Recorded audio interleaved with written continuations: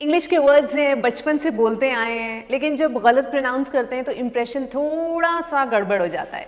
लेकिन आप फिक्र ना करें और आप ये सोचें, अगर हर दिन हम एक वर्ड डिक्शनरी में चेक कर लें तो हम साल में 365 वर्ड्स की प्रोनाउंसिएशन अपनी करेक्ट कर लेंगे हमेशा के लिए। चलिए, थोड़ी मदद तो मैं आपकी इसमें कर सकती हूँ। It's a very common word, हमें कई जगह ये वर्ड बड़ा बड़ा बोर्ड पे लिखा हुआ दिखता है। The area is under SURVEILLANCE। लोग इसको बोलते हैं सर्वेलेंस। सर्वेलेंस जो है वो एक इंग्लिश वर्ड है। एम्फेसिस है, एक वर्ड है ना, उसमें या तो first half of the word पे एम्फेसिस होता है या second half of the word पे एम्फेसिस होता है। इसमें सेकेंड हाफ पे है। Surveillance, that's the right way of saying it. The area is under surveillance. Surveillance, valence पे एम्फेसिस है। सर्वेलेंस ना अ वर्ड दैट मीन्स कि वो किसी खास पर्पस के लिए इंटेंडेड है। Intended for a particular purpose. Purpose, huh? The word is DESTINED. Destined, destined, destined. The emphasis is on the first half. Destined. This was destined to happen. एक और बहुत कॉमन वर्ड है और वो बना है अप्लाई से। एक तो अप्लाई नहीं होता, apply, APPLY. Now the word is APPLICABLE. लोग उसको कहते हैं applicable, but that's not the right way of saying it. It's applicable. Applicable. That's how we'll say it.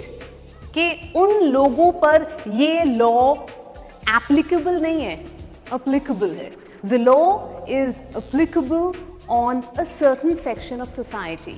Hindi में जिस वर्ड का मतलब होता है जिज्ञासा, मतलब किसी चीज़ या किसी इंसान को जानने की इच्छा, हाँ, उसको इंग्लिश में कहते हैं क्या? Curiosity.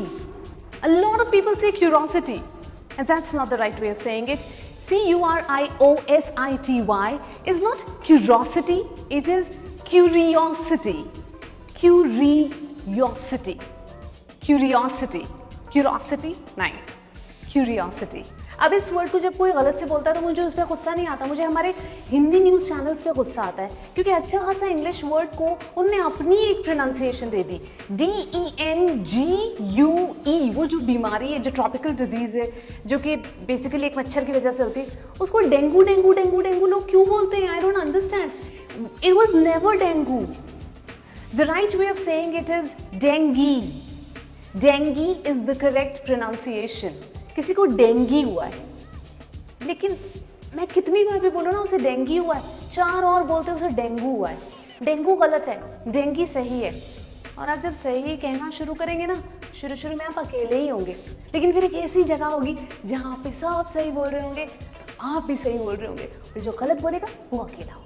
अब डेंगी जिसकी वजह से होता है, यानी कि वो मच्छर जो अगर कान में भनभनाना शुरू कर दे तो सारी नींद उड़ जाती है, इंसान गहरी नींद से जाग जाता है। उस मच्छर को इंग्लिश में क्या कहते हैं? आप बहुत प्यारे हैं। अब आप सोच रहे होंगे यार क्या कहते हैं? मॉस्किटो ही तो कहते हैं। हाँ, बचपन से मॉस्किटो ही सुना ना। मॉस्किटो नहीं होता, एड्स भी आते हैं वो रिपेलेंट के, तो वो भी मॉस्किटो। It's mosquito, MOSQUITO. मच्छर in English is called a mosquito. Mosquito. Mosquito. Please, mosquito repellent है, mosquito repellent नहीं है। एक बंदा जो खाता पीता है वो क्या होती है उसकी? डाइट, है ना? डाइट हिंदी वर्ड तो नहीं है ना, तो डाइट क्यों बोल देते हैं हम? Diet. That's how you say it. Diet नहीं होती, डाइट। डाइट, उसकी डाइट है, वो डाइटिशियन है। प्लीज, छोटा सा वर्ड है, उस पर थोड़ा ठहरना है। डाइट। डाइट, तेरी डाइट क्या है वर्सेस तेरी डाइट क्या है, बहुत फर्क हो जाता है यार। ये वर्ड आपके लिए भी सरप्राइजिंग हुआ, इसलिए क्योंकि हमने कभी इस वर्ड को लेके डिक्शनरी खोल के नहीं देखा कि हम इतने सालों से जो सही कह रहे हैं कि गलत कह रहे हैं। हम गलत कह रहे हैं। कंपैरिजन तो होता ही नहीं है, पर डिड यू नो कंपैरिजन भी नहीं होता? There is no z sound. Comparison नहीं होता, it is comparison. जो एस है ना उसकी साउंड भी वर्ड के अंदर स की ही है. It is not comparison, it is comparison. So अभी बहुत वक्त लगेगा कंपैरिजन बोलने में, क्योंकि जैसे हम किसी और के सामने बोलेंगे ना हमें लगेगा वो हमें जज कर रहा है, लेकिन द सही pronunciation is comparison. So be very confident when you say that's not the right comparison. जो रिटन वर्क होता है, हाँ, उसको अक्सर लोग कहते हैं literature. Literature is not the right way of saying it. Literature is not literature, it's literature.